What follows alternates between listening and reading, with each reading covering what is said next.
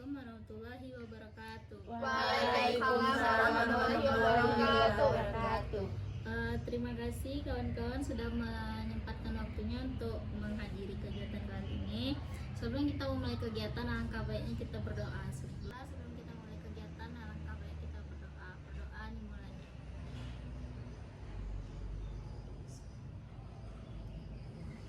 Berdoa selesai. Sebelumnya kawan-kawan ada yang udah pernah ngikutin kegiatan bimbingan kelompok? Belum. Baik, kalau begitu saya akan menjelaskan apa arti dari bimbingan kelompok itu. Bimbingan kelompok adalah suatu layanan yang ada dalam bimbingan konseling, yaitu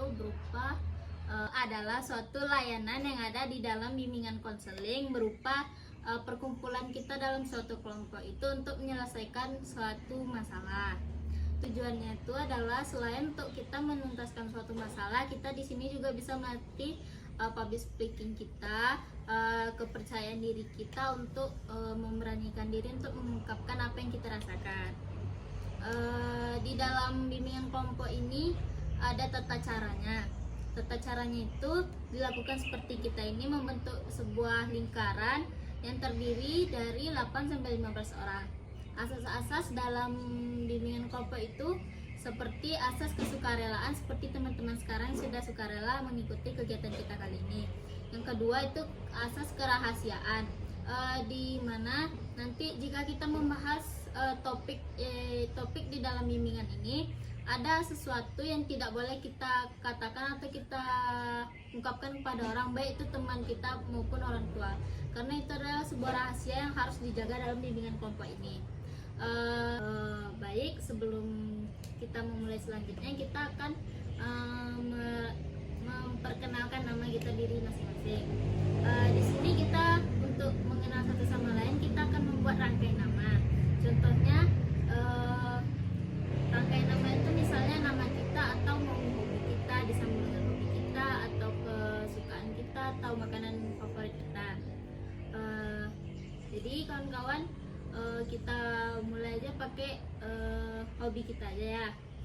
Misalnya Najwa hobinya nonton film, itu dilanjutkan di sebelah kanan atau sebelah kiri nanti. Oke, kita mulai aja ya. Perkenalkan, nama saya Najwa Syahnas, hobi saya menonton film anime. Lanjut. Disebutkan yang sebelumnya, itu baru nanti lanjut, terus terusnya gitu. Baik, Najwa Syahnas, hobinya nonton film. Saya Ristiani, hobinya baca webtoon. Najwa hobinya nonton film, Ristiani hobinya baca webtoon, saya Rahma hobi saya bernyanyi. Najwa Syahnas hobinya nonton anime, Rizky baca webtoon, Rahma nyanyi, saya Nina hobi saya menari. Najwa Syahnas hobinya nonton anime, Kristiani hobinya baca webtoon, Rahma Dani hobinya bernyanyi, Nina hobi menari, saya Dermaniti hobinya membaca buku. Baik, namanya Najwa hobinya nonton anime, terus Risti hobinya baca webtoon, Ramadhani hobinya nyanyi, Nina hobinya menari, Agnes hobinya membaca, kalau saya Nabila hobi saya memasak. Nonton anime, Ristiani hobinya membaca webtoon, Rahmadani hobinya bernyanyi, Nina Isnia menari, Riatma Angesti membaca buku, Nabila hobinya memasak, Mutiara Lila Hanum hobinya memasak. Baik, kan kita sudah melakukan rangkaian nama, jadi kita juga sudah saling kenal satu sama lain. Jadi kegiatan selanjutnya itu adalah saya akan menjelaskan kembali apa tentang kegiatan bimbingan kelompok itu. Bimbingan kelompok itu adalah suatu kegiatan layanan yang ada dalam bimbingan konseling, yang berupa kita membentuk lingkaran untuk menyelesaikan suatu topik tugas. Apakah teman-teman sudah siap untuk melakukan kegiatan bimbingan kelompok kita kali ini? Sudah. Baik, kalau sudah, saya akan memberikan contoh topik bahasan yang akan kita bahas. Teman-teman, di dalam bimbingan kelompok ini ada 2 topik, yaitu topik bebas dan topik tugas. Kali ini saya akan memakai topik tugas karena kita juga mengingat waktu kita yang tidak banyak. Jadi topik yang kali ini akan kita bahas adalah topik tentang mahasiswa kupu-kupu dan mahasiswa kura-kura. Teman-teman pada tahu apa itu mahasiswa kupu-kupu dan mahasiswa kura-kura? Tahu. Kalau tahu, coba apa contohkan itu mahasiswa kupu-kupu. Kalau mahasiswa kupu-kupu tuh kayak mahasiswa kupu-kupu tuh kuliah pulang. Contohnya dia habis kuliah itu langsung pulang. Kalau Ramadhani? Kalau mahasiswa kupu-kupu itu kayak pengistilahan untuk mahasiswa yang nggak ikut organisasi, yang emang mentok aja kuliah pulang. Kalau dari mahasiswa kura-kura, apakah kawan-kawan ada yang tahu apa itu? Ada. Pada negeri Ga. Nah, buat teman-teman yang kupu-kupu, apa sih alasan kalian tuh bisa jadi mahasiswa kupu-kupu? Waktu SMA dulu saya sudah mengikuti banyak organisasi dan itu membuat saya capek dan membuang-buang waktu saja. Selain membuang waktu, itu memerlukan biaya yang cukup banyak. Jadi gitu alasannya. Berarti di sini Agnes tuh memang udah memilih untuk kupu-kupu karena alasan tadi, karena Agnes sudah capek organisasi di SMA. Ya. Terus waktu Agnes sudah kebuang-buang gitu dan juga banyak ngeluarin duit. Untuk kawan-kawan yang mahasiswa kura-kura, apa sih alasannya kalian mau jadi kura-kura? Dapat mempermudah untuk mencari kerja dan memperbanyak teman juga. Jadi kesimpulan dari Nina tadi yang bisa saya ambil untuk memutuskan jadi mahasiswa kura-kura tuh, Nina ini ingin memperbanyak relasinya, terus ingin memperbanyak pengalamannya juga. Suatu saat nanti Nina ini bisa belajar dari pengalaman dia menjadi mahasiswa organisasi, nanti bisa terbawa ke tempat dia untuk bekerja nanti. Dan juga Nina memperbanyak teman. Jadi sebenarnya mahasiswa kupu-kupu dan mahasiswa kura-kura ini tidak kalau di memang diri kita, kalau ingin memang yang udah capek itu jadi dari penjelasan tadi, apa sih menurut kawan-kawan yang mahasiswa kupu-kupu dan kura-kura ini, salah satunya mahasiswa kupu-kupu, apa sih itu dampak positif dari mahasiswa kupu-kupu? Pada Rizky? Dari mahasiswa kupu-kupu nih, kita tuh mempunyai banyak waktu luang untuk mengerjakan tugas kita. Jadi kita bisa mengerjakan tugas kita tepat waktu, tidak deadline minim berapa jam gitu kan. Macam itu manfaatnya. Jadi manfaatnya tuh kita bisa meluangkan waktu, terus juga tugas kita nggak kita kerjain deadline gitu, hamil 1 jam. Kalau menurut kawan-kawan, apa sih sisi dari dampak negatif dari mahasiswa kupu-kupu tuh? Kalau menurut saya untuk sisi negatif dari mahasiswa kupu-kupu itu lebih ke ini sih, kayak orang memandang ke mahasiswa kupu-kupu tuh agak gimana gitu. Soalnya kan kayak ngapain sih sekolah tinggi-tinggi tapi cuman kuliah pulang aja. Padahal kan sebenarnya kayak orang tuh baru ngeliat kita waktu di kuliah aja gitu. Sama kayak yang disampaikan Agnes tadi, bisa jadi orang itu emang sebelumnya emang udah banyak mengikuti kegiatan waktu SMA, banyak ikut organisasi. Nah jadi waktu sudah menjadi mahasiswa ini, mungkin karena memang sudah bosan, jadi ya dia lebih memilih untuk jadi mahasiswa kupu-kupu karena dia tahu kalau ikut organisasi itu melelahkan, kita harus menyumbangkan tenaga, kita harus menyumbangkan waktu, harus menyumbangkan uang. Nah, jadi perspektif orang-orang yang negatif itu sih yang menjadi bumerang untuk anak-anak yang untuk mahasiswa yang menjadi mahasiswa kupu-kupu. Jadi berarti mahasiswa kupu-kupu ini dipandang orang-orang nggak bagus ya, dampak negatifnya lebih gede. Orang tuh kepikirannya apa sih, juga percuma gitu kuliah jauh-jauh bagus-bagus gitu kan. Nah kerjanya cuma kuliah pulang. Padahal itu tuh kan yang sebagian kupu-kupu itu kan nggak gitu juga. Padahal mereka dulu udah pernah ikut organisasi organisasi, tapi pas di kuliah dia mereka capek, emang udah putusan aja gitu. Jadi kalau itu kan tadi sisi positif dan negatifnya dari mahasiswa kupu-kupu. Kalau kawan-kawan yang mahasiswa kura-kura nih, apa sih sisi positifnya gitu? Positif dari mahasiswa kura-kura itu kita dapat menambah teman baru. Kita di balik organisasi itu kita nanti kan ada mengunjungi ke kampus lain, kita bisa sambil liburan kayak gitu. Terus kita bisa nambah wawasan, dan dengan kita mengikuti organisasi itu kita kedepannya untuk dapat kerja besok lebih mudah. Jadi sisi positifnya itu lebih banyak ya, kayak kita tuh nanti berkedok healing padahal kita cuma ngantar surat atau ada acara di kampus lain. Terus juga kita menambah wawasan, menambah kawan gitu. Kalau dari dampak negatifnya apa sih buat mahasiswa kupu-kupu tuh? Pada Nabila silakan. Baik, untuk sisi negatif dari mahasiswa kura-kura ini, yang pertama itu jam pulang kita lebih lama dari teman-teman yang lain. Yang kedua itu pengeluaran kita jauh lebih besar dari orang lain. Yang ketiga yaitu tugas nggak mepet, nggak asik. Karena kita juga selain ngerjain tugas kuliah yang begitu banyak, tugas organisasi pun harus dikerjain. Jadi mungkin itu sih sisi negatifnya. Sisi negatifnya ya iya sih, juga agak berat. Tugas kita kerjanya hamin gitu, hamin 1 jam, hamin berapa menit. Terus juga tugas dari organisasi juga banyak gitu. Jadi kalau kita lihat dari dampak dari mahasiswa kupu-kupu dan mahasiswa kura-kura itu sebenarnya emang pasti banyak orang lebih, kalau kita lihat dari sisi positifnya itu pasti banyak minat ke mahasiswa kura-kura.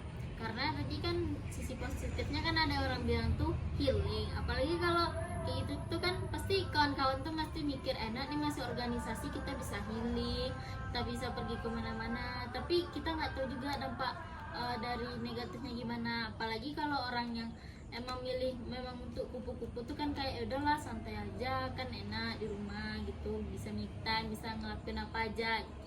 Jadi sebenarnya di sini nih untuk kita mau memutuskan untuk menjadi mahasiswa kura-kura atau mahasiswa kupu-kupu itu tuh kehendak kita. Kalau kita ngambil dari posisi positifnya itu pasti banyak yang mau, dan kalau negatifnya pasti juga banyak yang nggak mau. Jadi itu tuh emang harus dalam hati kita memutuskan itu. Jangan gara-gara kawan kita mau masuk mahasiswa kura-kura, gara-gara kawan kita mahasiswa kupu-kupu. Jadi itu emang tuh harus niat dari hati kita sendiri, kan nanti kita juga yang jalaninya. Kalau kita ngikutin orang lain, nanti ujung-ujungnya nanti kita sendiri yang capek, gara-gara ini kita capek, gara ini kita capek. Jadi kalau teman-teman yang mahasiswa kura-kura nih, kalau memang mau ngikut yang kayak gitu tuh harus memikirkan ke depannya lagi gimana. Kalau untuk mahasiswa kupu-kupu juga sama, memikirkan gimana nanti dampak positif apa negatifnya. Jadi kan kita nih udah siap nih bahas topik kita tadi. Pasti kan kawan capek kan? Iya. Mau main game nggak? Boleh. Jadi game kita kali ini adalah rantai kata. Contohnya saya menyebutkan rumah, terus Risti menyebutkan kamu, Ukti menyebutkan mi. Jadi seterusnya setelah kata kita tuh mau gimana.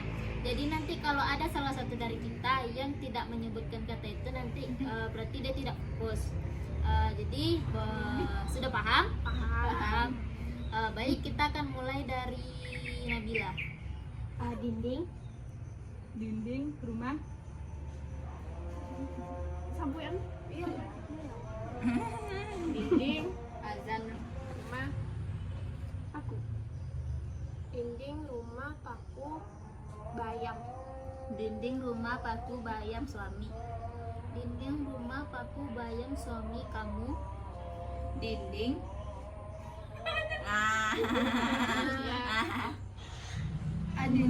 Salah. Jangan diulang lagi. Pisang. warna, Sebutkan dari ah ya, Salah. Ada.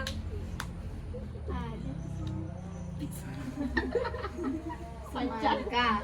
Ya. Mendaki. Popo. Saya Durian. Durian berduri. durian berduri manis. Durian berduri manis punya Durian berduri manis punya saya. Durian berduri manis punya saya. Kamu? Durian manis punya saya. Kamu? Salah mana? Durian. Anu lagi. Nah, tadi kan kita udah pemanasan nih. Jadi kita mulai sekarang gamenya ya. Kita mulai dari Hanu. Bola. Aku. Oh, Oh. sorry. Sorry. Sumpah. Baik, ulang lagi mulai dari Hanum. Bola. Bola aku. Bola aku dia. bola aku dia warna. Bola aku dia warna. Bola aku dia warna hitam dan Bola aku dia warna hitam dan pink. Oke, sekarang kita mulai dari Risti ya. Tehyung. Tehyung Tehyungnya gayung. Iya lah. Ya kan kalian kata kalian. Ya. Kata dan terus ya suami aku. Tehyung suami. Tehyung suami aku. Taehyung itu Suami. Salah. Lagi. Oke. Suga. Kamu Gak apa? malah. Kamu apa sih kok? Suga itu Jelek.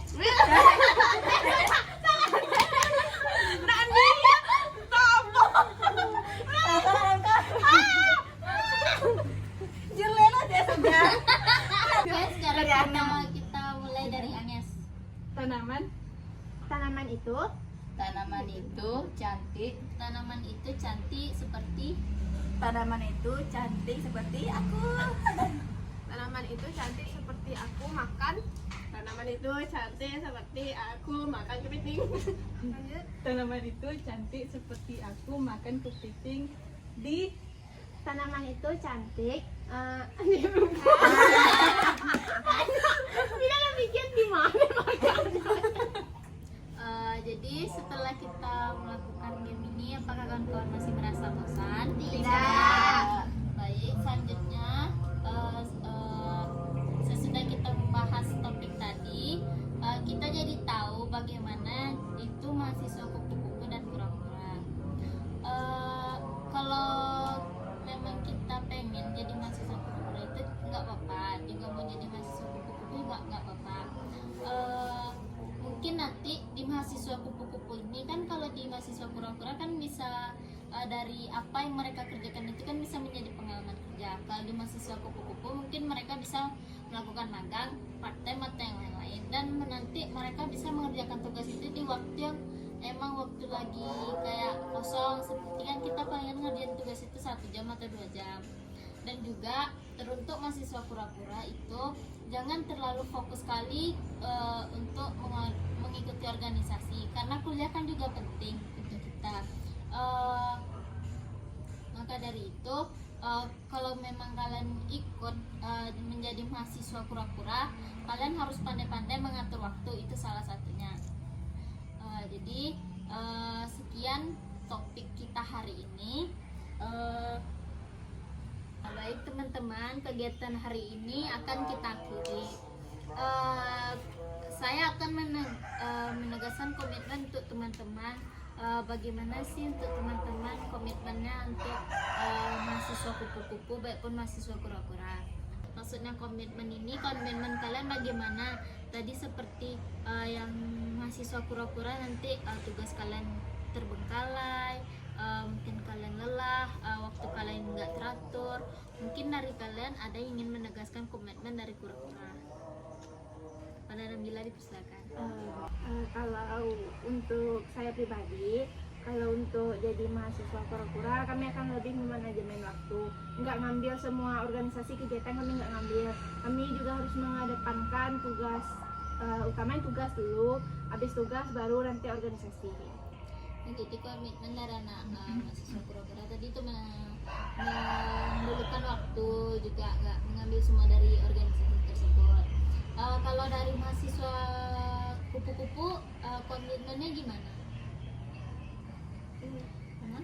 Kalau dari saya untuk komitmen saya sebagai ke mahasiswa kupu-kupu itu yaitu kan tadi yang menjadi masalah adalah perspektif orang terhadap pandangan orang ke mahasiswa kupu-kupu yang beranggapan bahwa mahasiswa kupu-kupu itu cuman kuliah pulang dan apa ya kayak sia-sia aja gitu, kuliah nggak ngapain.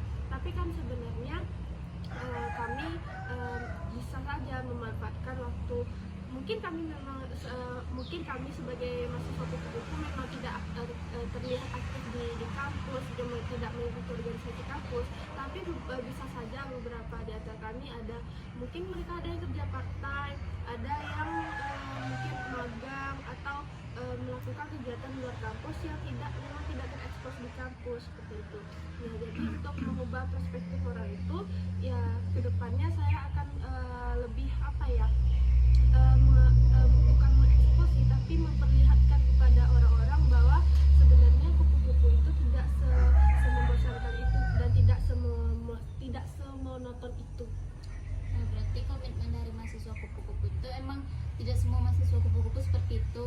Mungkin ada yang part-time, kerja magang atau sebagai yang lain. Jadi perspektif dari orang lain itu memang nggak harus buruk untuk anak mahasiswa kupu-kupu. Jadi kawan-kawan, setelah kita melakukan kegiatan ini, apa kesan dari kawan-kawan terhadap kegiatan kita kali ini dan terhadap topiknya? Nangis? Dengan bimbingan kelompok ini, saya jadi tahu bahwa menjadi mahasiswa kupu-kupu itu tidak seburuk yang dipandang oleh orang-orang. Tiga. Kalau Nina? Kalau menurut saya jadi mahasiswa kura-kura itu tidak melelahkan juga, karena kita dapat belajar bahwa dengan mengikuti kegiatan kita juga dapat untuk memanage waktu. Baik, kalau kesan dari Nina dan Agnes itu kalau baik, setelah kesan dari Nina dan Agnes tadi, dari Risti bagaimana? Kesan saya yang tadi saya ambil dari kelompok ini, untuk menjadi mahasiswa kupu-kupu itu tidak terlalu buruk gitu. Terus untuk menjadi mahasiswa kura-kura itu juga nggak terlalu buruk. Kita juga kayaknya kalau kita fokus kepada satu organisasi juga tidak apa-apa. Soalnya kita nanti juga bisa bermanajemen waktu kita dengan baik, terus bisa mempunyai banyak teman, bisa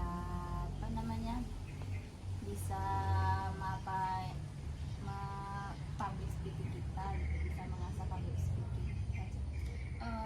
Selanjutnya kalau kesan dari Hanum bagaimana? Kalau kesan dari saya, dari bimbingan kelompok ini, kita jadi tahu bagaimana sisi positif dan sisi negatifnya dari mahasiswa kupu-kupu dan mahasiswa kura-kura. Di sini kita kan tadi udah mempelajari apa sisi baiknya, apa sisi buruknya. Jadi kita jadi tahu apa yang akan kita lakukan untuk berikutnya. Mungkin itu. Kalau kesan teman-teman seperti itu bagus. Juga teman-teman yang kupu-kupu tadi dapat melihat apa itu sisi positif dari mahasiswa kura-kura. Ternyata mahasiswa kura-kura ini nggak buruk juga ya, berarti masuk organisasi ini juga nggak buruk. Terus juga untuk mahasiswa kupu-kupu, jadi mahasiswa kura-kura bisa melihat apa sisi positif dan negatifnya. Jadi saya ucapkan terima kasih untuk teman-teman yang sudah mau mengikuti kegiatan kali ini. Sebelum kita menutup kegiatan ini, baiklah kita berdoa dimulai. Doa selesai. Saya ucapkan terima kasih sekali lagi. Saya tutup kegiatan kita hari ini. Assalamualaikum warahmatullahi